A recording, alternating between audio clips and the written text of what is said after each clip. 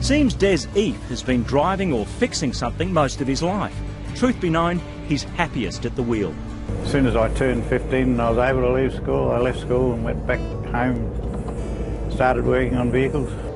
Today he's working on the two-storey Odyssey, a 20-metre houseboat, one of the most luxurious on the River Murray. But as a young kid, he was driving all kinds of four-wheel giants down from Darwin, soon after the Yanks pulled out after World War II.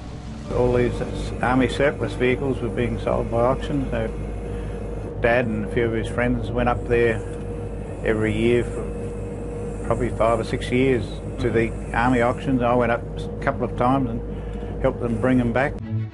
So as a young lad, Les, along with his dad, would bring back Blitz trucks, Dodgers, Chevys, Jeeps, you name it, to the family trucking company at Georgetown in the mid-north.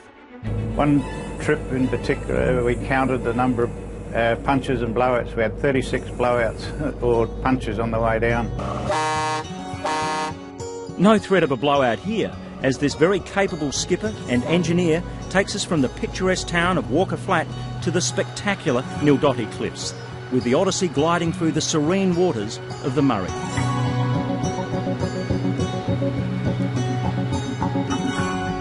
Eventually Des took over the family business, ran it for more than 50 years and sold up and retired in 2002.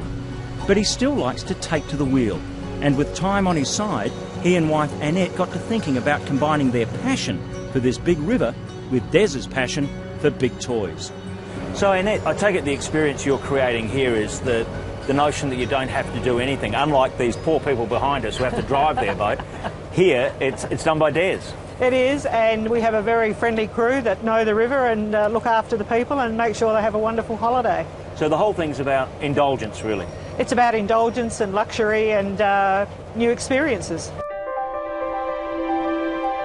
The Odyssey sleeps 8 in 4 spacious rooms, each one offering guests an endless passing parade of picture postcard shots. But it's the cliffs on the stretch between Walker Flat and Swan Reach which linger longer in the memory.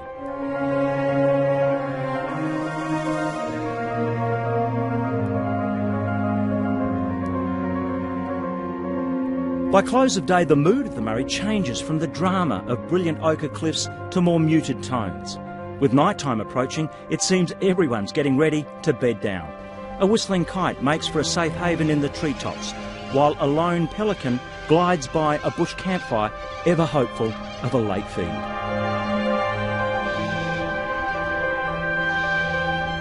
As Des keeps pushing upstream, Craig, our chef, gets dinner underway with a flash of colour inside as the light fades around us. Over steak and a good red, we swap notes on the highlights of the day, unaware that our hosts still have plenty planned for the remainder of the evening. With Des back at the wheel, we push on to our final campsite, with a floodlit Odyssey gliding through a serene Murrayland night.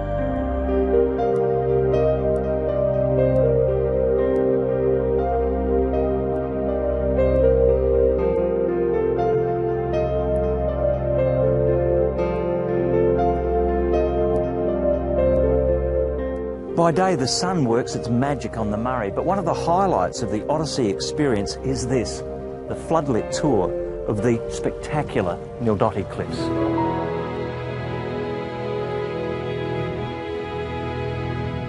Earlier in the day, we'd kept watch on their travels. By night, we find their resting place, a river redgum stripped bare by a marauding mob.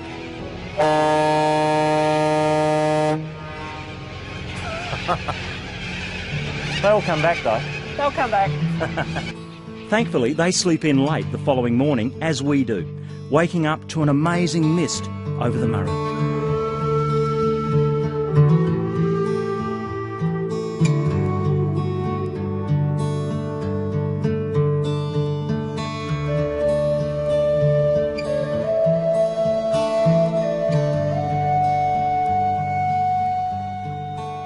By late morning, the fog has burnt off, revealing yet another magical day on the river. This spot, Naut Naut Conservation Park, is home to the Ngunguraku people and has been for thousands of years. But that's a story for another day.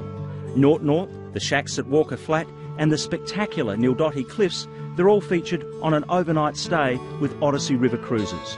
For bookings, contact Annette Eath on 8361 7890.